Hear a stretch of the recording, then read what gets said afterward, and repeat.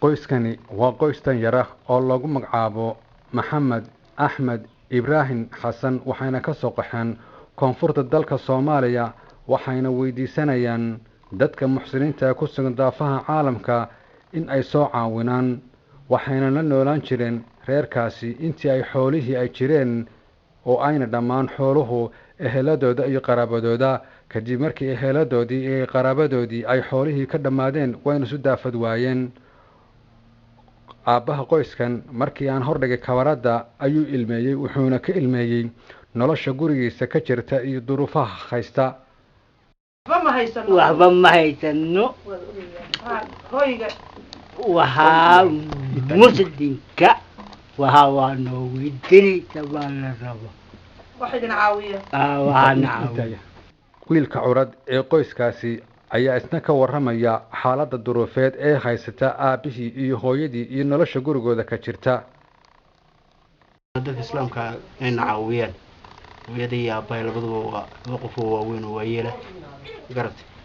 nolosheeduna aad bay u adag tahay dadka islaamka ee qurbaha jooga waxaan rabnaa inayna caawiyaan labadaa qof ee waayeelka baan waxaan ku baxnaanino odaga aabbahay xitaa weyn dhalaya hadda indhaha waxba kama arko madaxuna waa jajaban yahay aad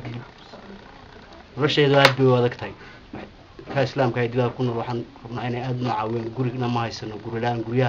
guri ma haysano hoy ma haysano waxba ma haysano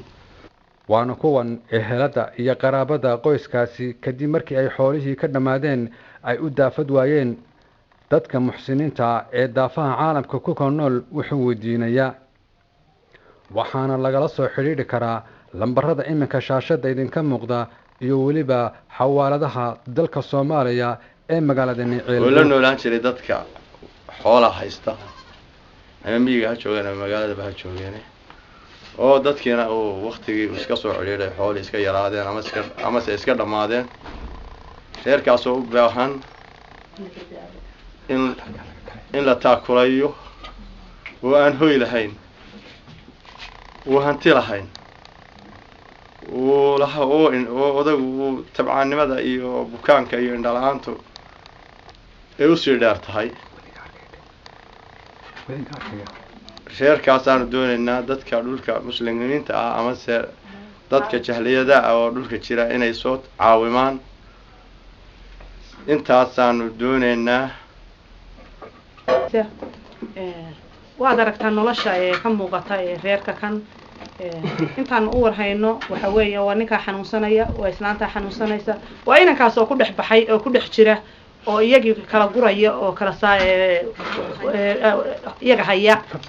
iyaga haya oo halku quud daruuriga u dooni lahaa iyagii buu kala guraa marna biyaha u dhaamiya marna uu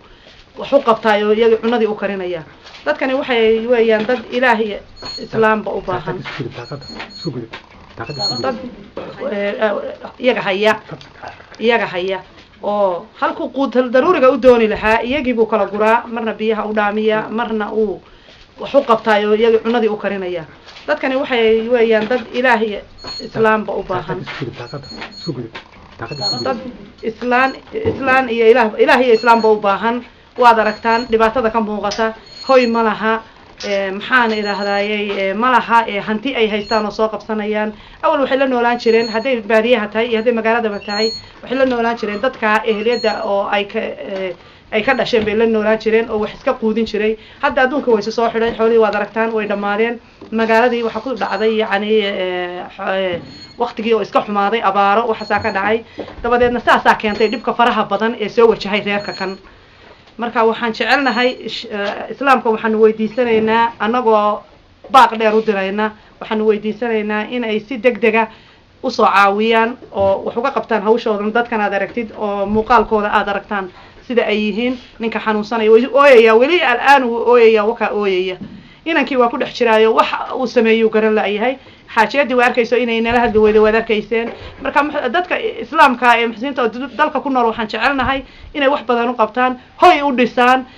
wixii ay guri ay hoosta ka galaan guri allaale goortii loo siiyo ama waqaf loo siiyo ama kiro loo siiyo markay wax yar ku jiraan baa laga saaraa cidina ma rabtaa la oranaya dadka kan liita oo waa kan oo waa laga saaraa guri kasta marka insha Allah bidmillahi karim waxaanu jecelnahay in la soo caawiyo si degdegana loo soo caawiyo waad aragtaan muuqaalkooda waad aragtaan annaguna sidaa darteed baanu qaadnay markaa aan caalamka ugu soo bandhignay wassalaamu calaykum waraxmatullahi tan ayaa waxay ku soo aadaysaa tawracaadka qoyskan la doonayo in loo tawarraco iyadoo bishii barakaysneed ee rabadaan ay maalmo yari ay ka harsan yihiin oo dadka muxsiniinta ay la baxaan sadaqad iyo weliba sakada ku waajibtay bisha barakaysan ee rabadaan waa axmed cabdilaahi ciise axmed cashuur telefishinka caalamiga Soomaali Cable TV degmada Ceelbo ee gobolka Sanaag